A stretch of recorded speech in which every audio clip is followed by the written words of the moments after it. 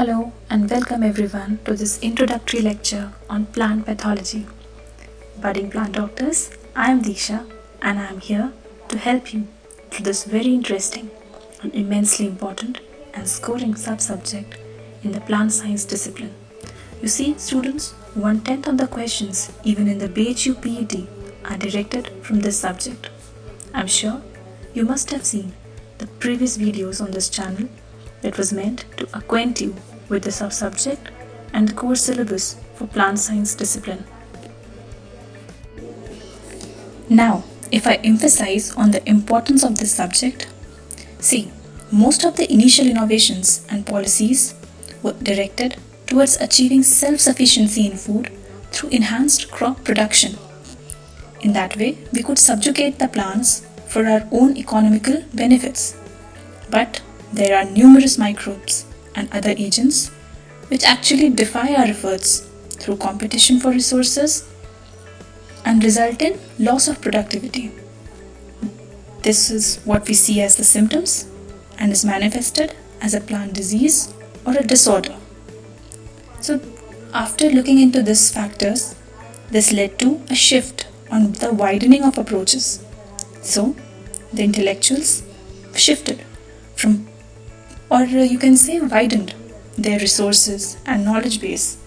From besides production, we must take into account crop protection in order to ensure food security. है ना? Getting into the subject matter, the term pathology is a word of Greek origin made up of two different words, pathos meaning suffering and logos meaning study. So in conjunction, the word plant pathology is the study of plant suffering or plant ailments. ठीक है? So we know that it is difficult to give a non-controversial definition for disease in any organism, be it human, be it animals, and so is the case with the plants. But the most accepted one that we can say or discuss for this time being is that plant pathology is a branch of agricultural, biological or botanical sciences which deals with the study of cause of a plant disease, the resulting losses and the control of plant disease.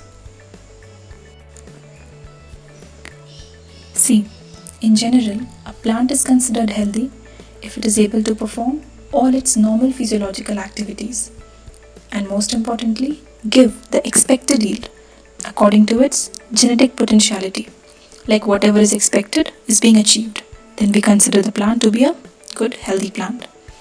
So what are the normal physiological activities that we expect in a healthy, normal performing plant? These are a normal cell division, differentiation and development, uptake of water and nutrients from the soil, synthesis of food from sunlight by photosynthesis, translocation of water and food in the plant system, metabolism of synthesized material, and multiplication or reproduction. On the contrary, a diseased plant is one which fails to perform one or more of these functions, which are the normal physiological functions of a plant. The effect of the disease, or what we in general call the symptoms, will depend on this part of the plant, that is cells or tissues, that are first attacked or invaded by the pathogen. So, what are symptoms actually? It is the external manifestation of an internal injury, and we'll be dealing with the symptoms in more detail in the upcoming videos. As for now, if we talk of examples, then you see rotting of a root tissue. What will it do? It will affect the absorption of water and minerals, that is mineral take-up from the soil. If vascular tissues, that is the xylem and the phloems, are affected, then the translocation of water and photosynthase from the area of uptake or synthesis to the area where it is needed, it will be hindered. If the leaf tissue, that is the food making organ of the plant, is affected, then photosynthesis will be attacked, and this will lead to the deficiency of carbohydrate content in the plant and hence loss of energy or lack of energy for the other metabolic activities.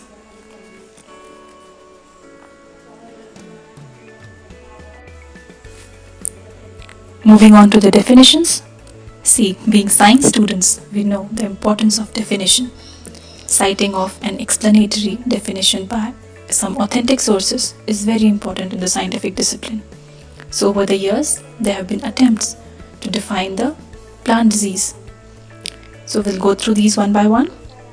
The first one is, disease is a malfunctioning process that is caused by continuous irritation which results in some suffering producing symptoms. This was given by the American Phytopathological Society and approved by the British Mycological Society. Alright, the second is, disease is an alteration in one or more of the ordered sequential series of physiological processes culminating in a loss of coordination of energy utilization in a plant as a result of continuous irritation from the presence or absence of some agent or factor. So this basically talks of the alteration from the normal physiological activities of a plant which we discussed previously. Alright, the third says, it is according to the Agrios, cited in 1997 firstly. It says, disease is any malfunctioning of host cells or tissues that results from continuous irritation by a pathogenic agent or environmental factor and leads to development of symptoms. Alright. So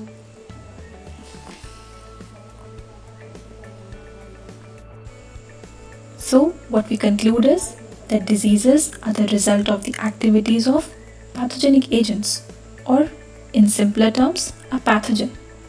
Now the next question that comes to mind is, how actually are these agents or pathogens able to cause such irritating processes that is manifested as a plant disease? Now what actually happens is that these pathogens interfere with the various interrelated pathways in the plant. For example, they utilize the host cell contents, cause death of the cells and tissues, which is technically termed as necrosis. Now this tissue cell death is caused by the various activities in the or production of enzymes, toxins and growth regulators for the plant, which we call the pathogenic factors of a pathogen. Then the tissues are weakened and will lead to loss of nutrients. These also interfere with the translocation of food, minerals and water from area of synthesis to the area of necessity.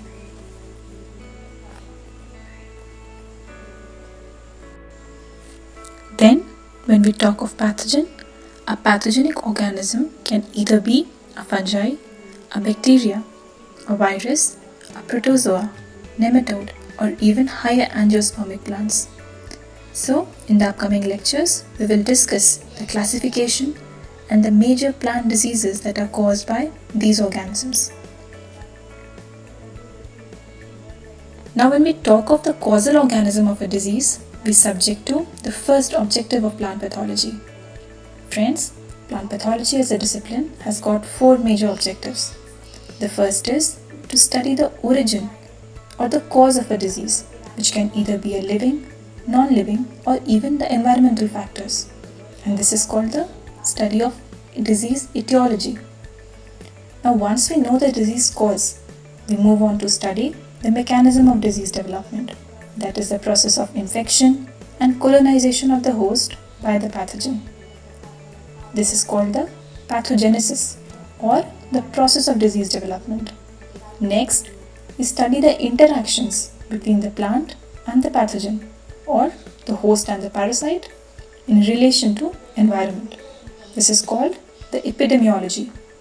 And lastly, once we have the causal organisms knowledge, the disease mechanism knowledge, and the interactive knowledge, we move on for developing management strategies in order to manage the disease and reduce the losses caused by them. This is most important aspect of plant pathology once you have the basic fundamental knowledge.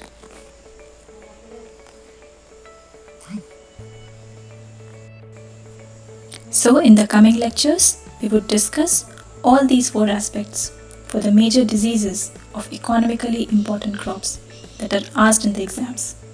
But before that, we shall be thorough with the definitions, terms, and most importantly, the major historical events that led to the advancement in plant pathology. Questions are asked very frequently from this section in most of the exams. So, if you be with me, learn it sequentially and understand it well, you'll be thorough with this portion and I'm sure you'll score well. Okay? So, that's all for now, friends. In the next lectures that would follow, we will cover the various topics in plant pathology in detail from your examination point of view. What I would personally attempt is to infuse in you the interest that I have in this subject as a PhD scholar. Alright? So, believe in yourself and your potentials. Make genuine efforts, and nothing shall stop you from reaching your desired goals. All the very best, and see you in the next videos in this series.